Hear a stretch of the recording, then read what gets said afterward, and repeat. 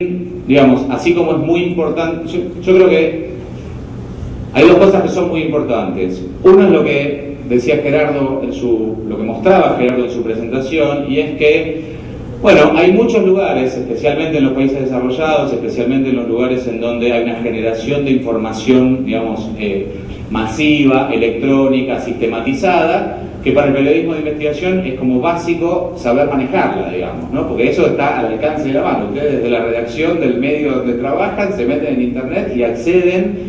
No sé, yo la otra vez en un curso que hacía también para periodistas mostraba, no lo hago acá porque son casos muy de Argentina, pero lo mismo que, pues básicamente lo que decía Gerardo, eso, las expensas que María Julia Sogaray no paga en Nueva York, o quién es el dueño, quién aparece en la sociedad suiza que intermedia en el caso famoso de armas que hay en la Argentina, todo este tipo de cosas, están online desde su computadora, ustedes lo hacen, digamos, es una cosa que ustedes tienen que aprender.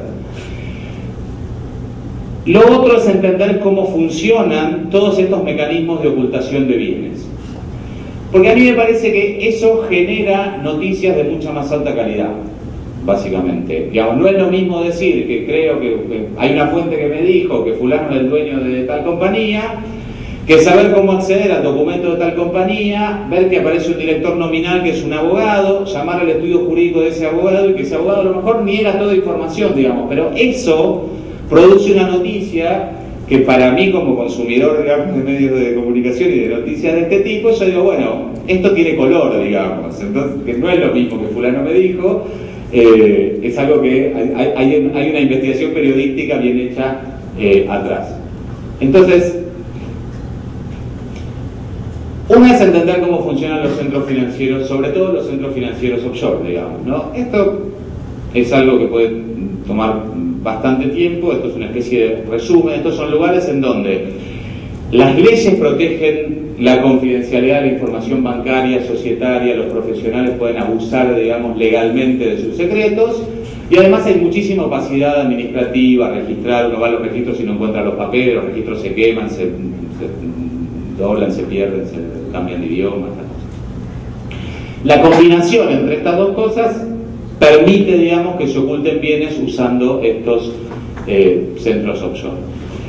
Lo que cambió, digamos, en el mundo en los últimos 15 años con los regímenes de lavado de dinero es que las operaciones que pudieran tener alguna vinculación con el narcotráfico, con la criminalidad organizada, con la corrupción o con el terrorismo internacional deberían ser accesibles, ¿sí? A través del sistema que yo les mostré antes, que no pasa lo mismo, digamos, yo por eso le pongo, estas están prohibidas y controladas, digamos, y en cambio la fuga de capitales o la evasión impositiva, sea masiva o no sea masiva, es algo que todavía está en discusión en los foros internacionales, digamos, ¿no? Suiza no tiene obligación de informar a la Argentina si la Argentina está preguntando si yo evadí impuestos, por ejemplo, y tengo plata en Suiza. En cambio, si la Argentina le pregunta si la Argentina le dice a Suiza que está investigando si yo vendo drogas o si yo pagué un soborno o recibí un soborno, Suiza sí está obligada, ¿sí? Esta es como la diferencia fundamental. ¿Cómo estamos de tiempo? Yo iba a mostrarles básicamente qué tipos de vehículos corporativos o sociedades pantalla o sociedades o vehículos corporativos hay y qué información se puede obtener de cada uno, digamos. Usualmente es muy difícil determinar, la mayoría de estos vehículos permiten que si yo soy el dueño, yo no aparezca absolutamente en ningún lugar, ¿sí? Eso es como una manera de tener un testaferro. Si tener un testaferro, yo le digo a mi amigo del alma que él ponga el nombre y él jura y perjura que los bienes son de él, y si no hay ningún papel en el medio, no hay ninguna forma de probar que es un testaferro. Por eso en los países que admiten que el testaferrato es un delito, lo hacen a través de presunciones. Hay que presumir, que fulano nunca trabajó, que es amigo de la infancia, que no sé, una serie de presunciones que permiten, digamos, probar eso. Bueno, las sociedades pantalla funcionan más o menos igual, depende del centro financiero en el cual estén incorporadas. En las Islas Caimán funcionan de una manera, en Uruguay funciona de otra manera, en Panamá funciona de otra manera. Yo lo que tenía para mostrarles es, aun cuando no se pueda saber quién es el verdadero beneficiario de los bienes de los cuales una sociedad pantalla es titular, ¿qué es lo que se puede saber? Y yo lo puedo decir en un minuto. Básicamente, a través de los registros, que es lo que mostraba Gerardo para Estados Unidos, pero también existen para Panamá. Panamá, por ejemplo, ahora tiene un registro online donde hasta los fideicomisos están incorporados, lo que hay que saber es cómo buscarlos. Lo que aparece ahí en general es el nombre del estudio jurídico de Panamá que está encargado de la administración de esa sociedad. Entonces ahí ustedes pueden ir al website del estudio jurídico, tener un teléfono, tener un nombre, llamar por teléfono, digamos, completar un poco la información, que yo creo que mejora mucho la calidad periodística de las noticias. Digamos, no es lo mismo, no sé, me acuerdo del avión de Jaime, por ejemplo, con un tipo que fue secretario de Transporte de la Argentina, que tuvimos, no sé, 5 meses en donde toda la pregunta era ¿quién es el dueño de un avión, digamos? Y el avión, los aviones, como los autos, como los barcos, son bienes muebles registrables, digamos. Y los bienes muebles registrables quiere decir que hay un registro donde está esa información. Entonces hay un lugar en donde con la matrícula del avión se tiene que poder acceder. ¿Y uno qué va a encontrar ahí? Va a encontrar una sociedad pantalla que tiene domicilio, en este caso tenía en Costa Rica. ¿Y qué hay que hacer? Bueno, hay que ir al registro de sociedades de Costa Rica y fijarse quién aparece como director, administrador de esa sociedad, y seguramente va a ser un abogado costarricense. Y bueno, hay que llamar por teléfono al abogado costarricense y ver qué nos dice, digamos. Pero la investigación, digamos, y hasta ahí pueden llegar los periodistas. Los fiscales, en cambio, lo que pueden hacer es, o a través de la Unidad de Información Financiera, o a través de la Cooperación Jurídica Internacional, ir y sentarlo al abogado como testigo y decirle, teme todos los documentos, y si el tipo no le da documentos puede pedir una orden de allanamiento y entrar en el estudio jurídico y llevarse todos los papeles. Esta es la diferencia, digamos, de lo que pueden hacer ustedes y lo que puede hacer la justicia. Pero a mí me parece que hoy en día el periodismo de investigación tendría que poder llegar a este lugar, digamos, que son estos lugares con los que yo empecé al principio de mi presentación, los lugares donde ustedes saben que la información es pública. En general, los registros societarios son accesibles, son públicos. Digamos, esto es una regla básica del comercio. Si uno va a comprar algo, uno tiene que poder saber cuál es la historia de una compañía, etcétera, etcétera. Entonces, las sociedades vehículos, los fideicomisos cada vez más, distintos tipos societarios que ofrecen los centros offshore, en general son accesibles. No dicen, en la mayoría de ellos, quién es el verdadero dueño, pero sí tienen un montón de información que a ustedes les permite construir una historia mucho más creíble que tener una fuente, digamos, o a veces tenerlo y ni siquiera poder publicarlo porque no alcanza, digamos, para los estándares éticos básicos del periodismo. Bueno, dejo acá y abrimos las preguntas, y si no, seguimos.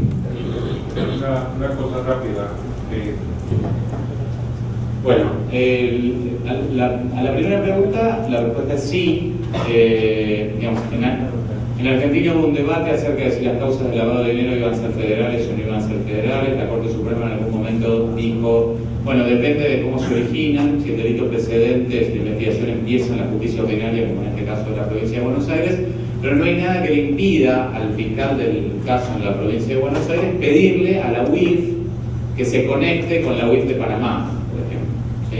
Yo no me acuerdo bien de qué año era ese caso. Claro, la UIF en la Argentina todavía está pañales, digamos, pero la UIF de Bahamas ya existía, había tenido un reto fuerte del Gafi, entonces la había creado y estaba colaborando en ese momento muy activamente, más que ahora todavía. Con lo cual, sí, este tipo de casos no creo que el caso de Sobrados haya empezado un caso de lavado de dinero, debe ser un caso de enriquecimiento ilícito seguramente, y como es un funcionario provincial tramita ahí, pero no hay ningún inconveniente, digamos, de hacerlo pasar la información por este sistema. Lo segundo, digamos, es ilegal, pero es posible, porque la Argentina está muy atrasada en la forma de registro de sus contribuyentes, digamos. En los últimos años la AFIP, que es la Agencia de Impuestos de la Argentina, mejoró bastante esto, pero hay una mismatch, digamos, no coincide. Lo que sucede es que los registros de las empresas son provinciales. Entonces hay uno en la ciudad de Buenos Aires, uno en la provincia de Buenos Aires, uno en cada provincia, digamos, del país, y los quits son únicos. Y entonces es posible No debería pasar, pero sí he visto.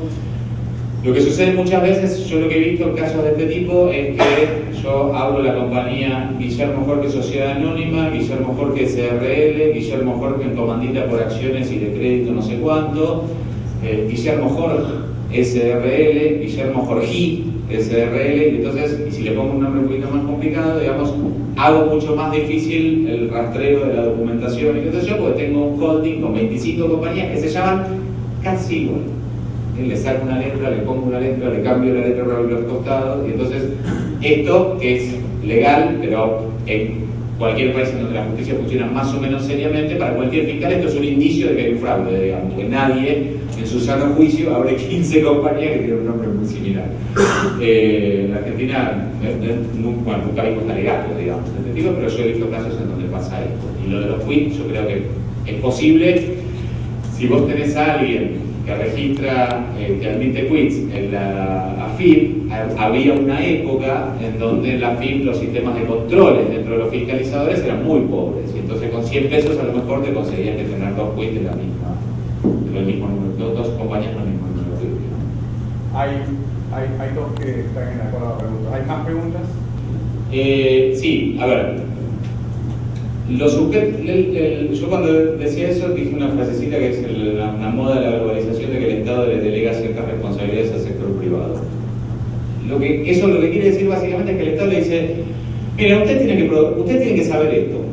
¿Cómo lo saben? Problema de ustedes, ¿sí? Problema de ustedes, ¿por qué? Porque los propios sujetos obligados dijeron: ¿saben qué? Esto déjenme que lo organice yo mismo. Porque si usted viene y me dice, al principio, ¿qué pasaba? Los estados le decían: bueno, de cada cliente usted tiene que tener documento de identidad, por ejemplo, ¿no? Es un enfoque como muy normativo. Usted, para conocer a su cliente, tiene que cumplir estos 3 pasitos: sacarle una fotocopia al documento, hacerle firmar el papelito de la declaración, no sé cuánto. Para los bancos esto era un dolor de cabeza. ¿Por qué? Porque tipos le decían: mira, el banco suizo, que tiene solamente clientes que ponen arriba de $10 millones cada uno, tiene que hacer lo mismo que hago yo, que hago banca minorista, y que tengo las cuentas de los maestros rurales que cobran, no sé, $150 por mes, y que yo ya conozco el perfil de esos clientes. El Estado les deposita el sueldo y ellos gastan la plata en el supermercado, como, no sé, en la obra social, en el colegio de los chicos, y se acabó, digamos, y todos los meses el patrón es el mismo, con lo cual tener una carpeta que es igual para un maestro rural que para un tipo que tiene $10 millones, los banqueros mismos decían: no tiene sentido esto. Entonces, esto funciona a través de lo que se llama un enfoque basado en el riesgo. Cada sujeto obligado tiene que determinar cuál es el riesgo que tiene cada cliente. Por supuesto, los estados les dan ciertas guías para esto, si operan con holding, con paraísos fiscales, si operan en cuentas de que tienen determinada cantidad de dinero, si reciben tanta plata del exterior. Todas estas, digamos, son como guías para determinar los niveles de riesgo de un cliente, y entonces cada institución, digamos, se organiza internamente como más le gusta para poder cumplir con esas obligaciones. Las corporaciones, los bancos, digamos, o cualquiera, qué sé yo, si es también, no sé, un estudio de escribanos que tiene 70 escribanos, por ejemplo, en general tienen lo que se llama un oficial de cumplimiento. También eso es la traducción en inglés es un compliance officer. En español se traduce como oficial de cumplimiento. Todos los bancos tienen, en América Latina, todos los bancos tienen un oficial de cumplimiento. A veces es exclusivamente el oficial de cumplimiento, a veces también el gerente de auditoría, y le pudieron esa función también. Los bancos más grandes tienen departamentos donde trabajan 50 personas, digamos, en la parte de cumplimiento de lavado de dinero. O sea, imagínense, qué sé yo, no sé, hasta las empresas. Yo estuve ahora, estaba en Estados Unidos esta semana, una empresa multinacional que por su nivel de facturación tiene determinadas obligaciones en relación con las leyes de lavado de dinero. La oficina de cumplimiento tenía 25 personas. Es una multinacional que no hace ni negocios con el Estado, vende productos de perfumería, digamos, ¿no? pero tiene 25 personas que hacen cumplimiento de cada transacción en el mundo. Sí, qué sé yo, el gerente de Filipinas le manda una preguntita, dice, che, ¿lo puedo invitar a comer al ministro de no sé qué afuera? No, podés gastar hasta $20. Todo este tipo de cosas las resuelve una oficina que es la Oficina de Cumplimiento de Acuerdos. Si estaban los periodistas afectos a acusaciones penales que le pasan una información por bajo. Bueno, en Argentina hay un caso que es el caso de Berbisky con el tema del ex juez de la Corte Suprema, cuando él publicó que había una información de la UIF diciendo que él había tratado de abrir una cuenta en Luxemburgo. ¿No se acuerdan de eso? Ese es un caso que yo no me acuerdo, no sé si después cuando cambiaron el Código Penal de los delitos de calumnias e injurias, no sé si ahí Horacio no salió, digamos, del medio. En principio, digamos, las reglas son distintas. Los funcionarios de la UIF, si se comprueba quién es la persona que transmitió la información, esa persona puede ser sancionada penalmente. El periodista que publica está sujeto a las reglas de libertad de expresión que rijan en ese país. En Argentina rigen todavía las reglas de Campillay, digamos, de si no puede decir quién es la fuente y escribirse en potencial, y este tipo de reglas. Digamos, esto no afecta, digamos, el trabajo de ustedes. Bien, ahora como ya nos queda poco tiempo, hay dos preguntas que las voy a hacer. Sí, en Venezuela han mencionado países como destino de los fondos de la corrupción, que son Andorra y el Líbano. ¿Cómo seguir ese dinero allí?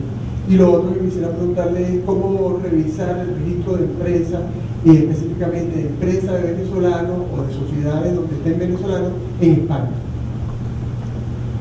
Sí, Guillermo. Espera, la segunda pregunta es empresas venezolanas que operan en España. ¿Pero qué hacen en España? ¿Están registradas en España? O sea, los dueños son venezolanos y las empresas son españolas. Sí. Okay. Sí, Guillermo, mi pregunta es muy precisa y se refiere a qué tan fiable es la información que se puede filtrar hacia el periodismo de las unidades de inteligencia financiera. Te lo digo porque acá, hasta el año pasado, hubo un tema referido al caso de la señora Nadine Heredia, que es uno de los candidatos a la presidencia. Se filtró la información de la unidad de inteligencia sobre unos depósitos sospechosos, y al final resulta que todo quedó aclarado, pero bueno, obviamente se publicó y se ha generado todo un tema de la fiabilidad de la información de la unidad. ¿Cómo podemos manejar eso? Okay. Gracias por todas las preguntas. Bueno, ¿cómo es tu nombre? César. La respuesta corta, digamos, perdona, vos me hiciste dos preguntas. Sí, la de Andorra y Líbano y la que... Ok. Los fondos que van a Andorra, vos decís, hay plata que circula de Venezuela hacia Andorra o de Venezuela hacia Líbano. O desde Nueva York a Andorra. Bueno, sí, en el camino puede pasar por 20 lugares distintos y esto es lo más normal. Digamos, seguir fondos, seguir dinero para los periodistas es muy complicado porque tanto los bancos como las unidades de información financiera en general tienen que proteger la confidencialidad de estas informaciones. Hasta donde vos podés ir es, y yo no conozco, digamos, en detalle cómo funciona, sé que existe, digamos, la unidad de información financiera de Andorra y la unidad de información financiera del Líbano, porque ambos son miembros de grupos que cumplen, entre comillas, digamos, con las leyes de lavado de dinero. Yo no creo que tengan la sofisticación que tiene el FinCEN, por ejemplo, que, como decía Gerardo, publica cada sanción que aplica, etcétera, etcétera. Pero para empezar a buscar esa información, lo correcto, digamos, sería iniciar por el website de, digamos, si vos no vas a viajar, digamos, es por el website de las unidades de información financiera y tal vez por los registros judiciales, digamos, de esos países, que es donde esa información, si algo fue sospechoso, se descubrió, se vuelve pública, digamos. Una cosita rápida. Recuerden que si una de estas transacciones pasa un segundo por Estados Unidos adquiere competencia judicial sobre esa transacción. Aunque no pase. ¿Cómo? Aunque no pase, si la transacción es en dólares, Estados Unidos tiene jurisdicción sobre el caso. Aunque no pase por Nueva York, digamos, pero sí. Por eso hay muchas más transferencias en reales. Mi intuición, digamos, es que no es... yo para eso, digamos, no quiero decir algo sobre lo cual no estoy seguro, pero digo, repito, no conozco particularmente qué pasa digamos, sé que hay mucho lavado de dinero, tanto en Andorra como en el Líbano, con lo cual sospecho que las unidades de información financiera no funcionan de la mejor manera posible, e incluso que la mejor manera de hacer esas averiguaciones es...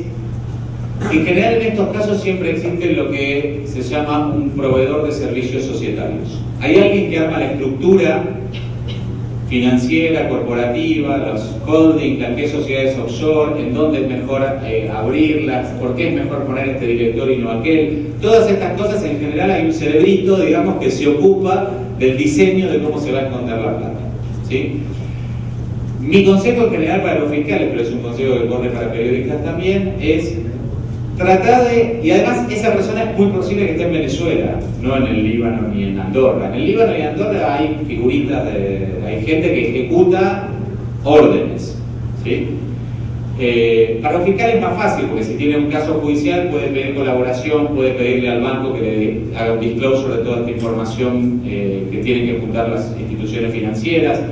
Puede pedir que se intercepten los correos electrónicos, no sé, de un abogado, de un escribano, qué sé yo, para ver de quién reciben las instrucciones, estas personas que son figuritas de papel y que son las que van a aparecer en los papelitos a los cuales un fiscal puede tener acceso.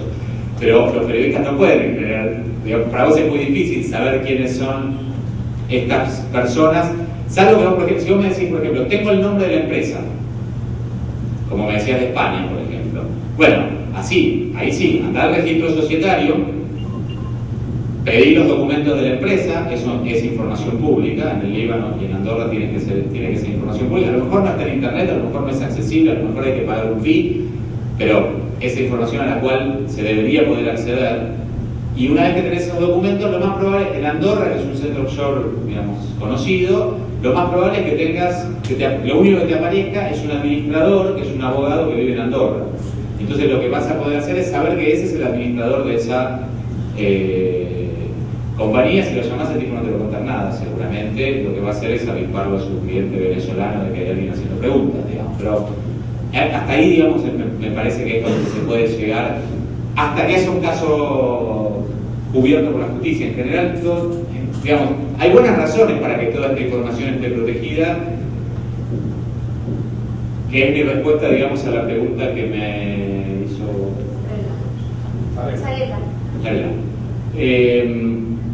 ¿hasta dónde es confiable o no la información que filtran a veces las unidades de información financiera?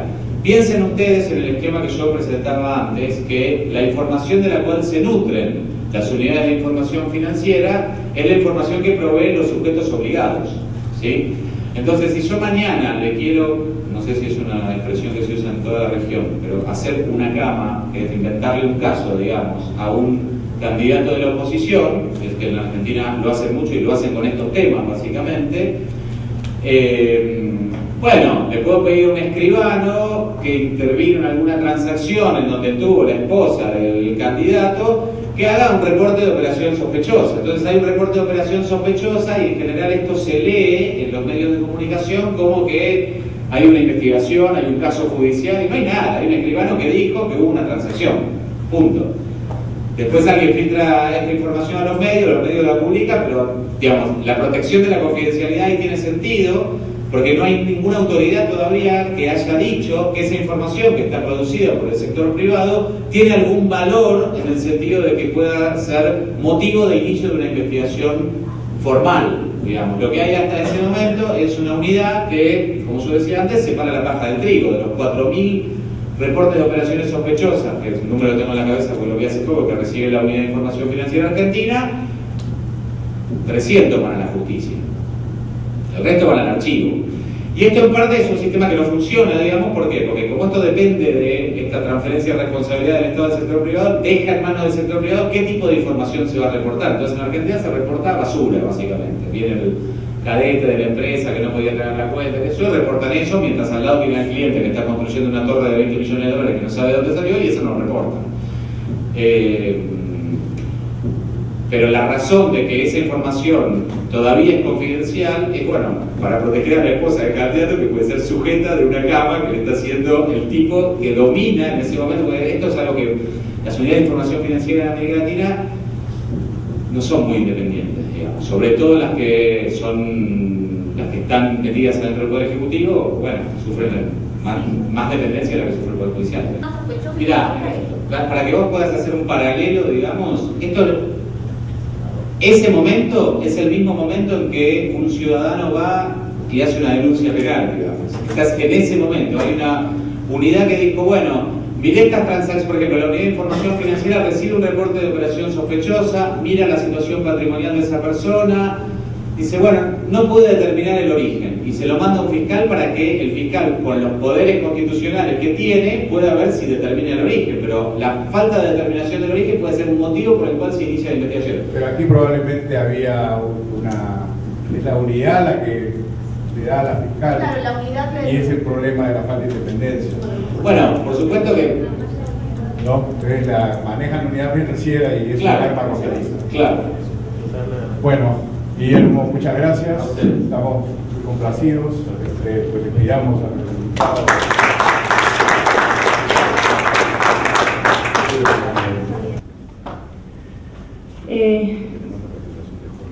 La idea con esta sesión, que lo voy a tratar de ser lo más breve posible, es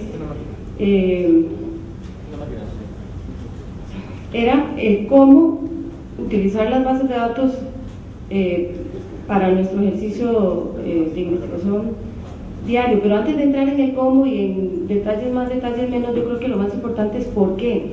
O sea, por qué es importante que los periodistas utilicemos bases de datos y nos metamos en este mundo. Y yo creo que si el por qué está claro, el cómo es fácil de resolver.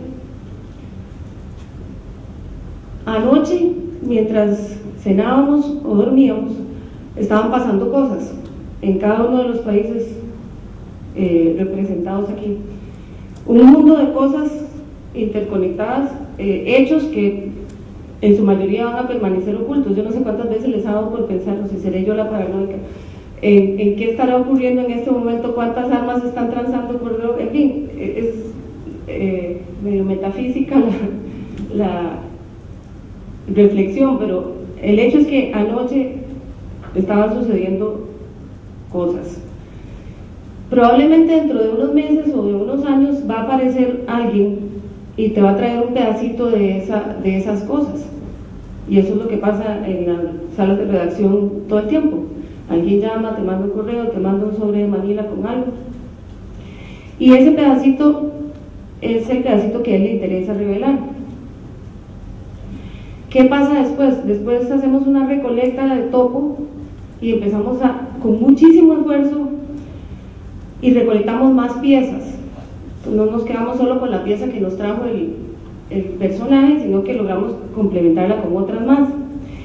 Y si somos muy, muy testarudos y necios, y a eso le sumamos una construcción inteligente, podemos llegar a construir una historia con vida propia. Una gran historia. Y se puede cerrar el círculo de manera que tenga vida propia, pero no significa que esté completa.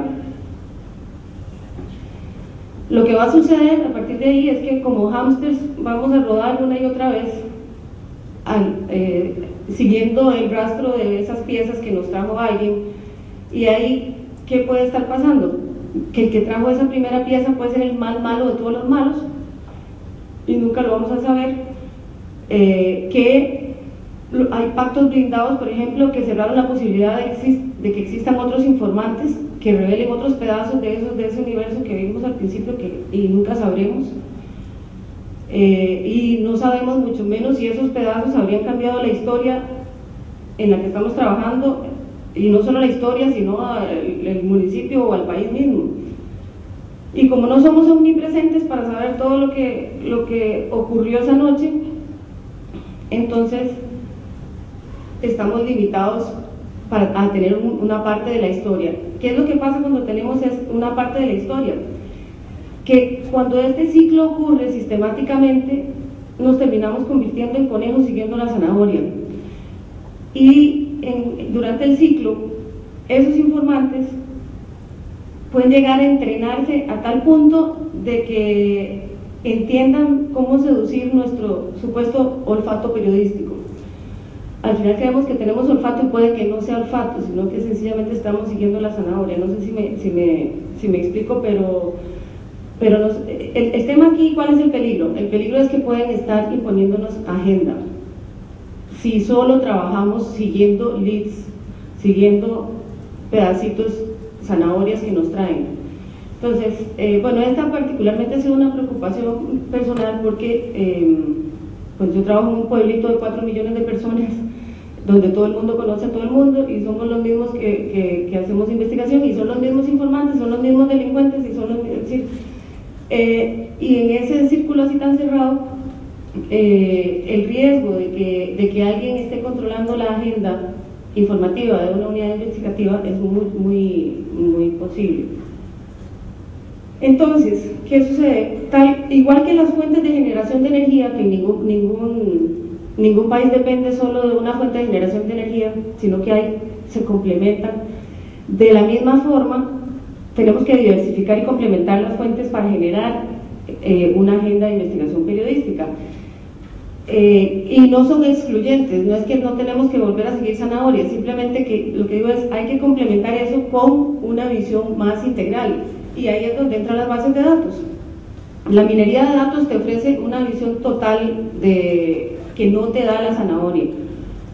Entonces, nos permite ver el mapa completo y no solo retazos escogidos por alguien, amortigua la filtrodependencia, balancea la agenda informativa, permite entrevistar millones de registros que de otra forma sería imposible entrevistar, además de que obliga al periodista a crear búsquedas creativas inteligentes para poder extraer conclusiones que a veces son inesperadas.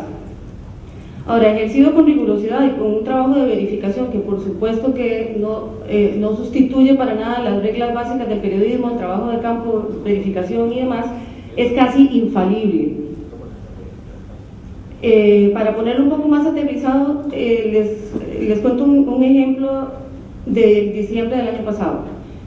Tuvimos elecciones municipales en diciembre y un mes antes un informante de la sección de política dijo que uno de los principales candidatos a una de las alcaldías tenía una sentencia, había sido sentenciado por falsedad ideológica. Bueno, falsedad ideológica tampoco es así como el gran delito, a mí me podrían condenar de eso cada vez que le digo que no a mi hijo y después de una lloradita le vuelvo a decir que sí. Pero digamos, independientemente del delito, hay alguien interesado en decirle a un periodista que hay uno de los principales candidatos a alcalde está sentenciado. ¿Qué es lo que hubiera pasado si seguimos ese lead? Y probablemente se busca la sentencia, se confirma y sale una nota con el cristiano víctima del informante expuesto en el periódico. ¿Qué fue lo que hicimos a partir de este ejercicio? Es una receta muy sencilla. En vez de ir a investigar a ese tipo que alguien quería que investigáramos, obtuvimos la base de datos completa de todos los candidatos a alcaldes y vicealcaldes de todo el país. Obtuvimos también otras bases de datos como por ejemplo la lista de personas sancionadas por la Contraloría General de la República, o sea, esos que están inhabilitados para ocupar cargos públicos, los patronos morosos, o sea, todos los que le deben dinero a la seguridad social, los deudores del extinto banco, en fin, una serie de bases de datos y por supuesto las sentencias penales confirmadas.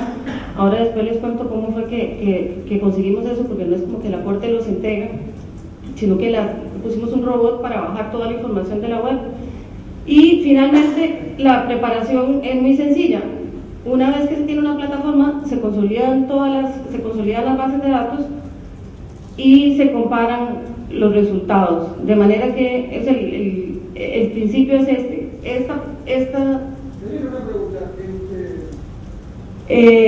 los primeros resultados mostraban, por ejemplo, que había gente que ganaba $10,000 y tenía a su hijo, $10,000 mensuales, por ejemplo, y tenía a su hijo recibiendo una beca de estas del Estado, y de esos había por lo menos 600 casos, que no esperábamos encontrar tantos. Al ver en los primeros 2 casos nos dimos cuenta de que la hipótesis original, que era muy simplista, hay gente que se está aprovechando del beneficio porque probablemente los que reparten el beneficio se lo están dando por razones, lo que sea, políticas, etcétera. Y lo que terminamos encontrando fue más bien que el Estado estaba subsidiando a un montón de papás irresponsables que habían dejado a sus hijos abandonados. Entonces, los casos realmente eran dramáticos. Y por lo menos 600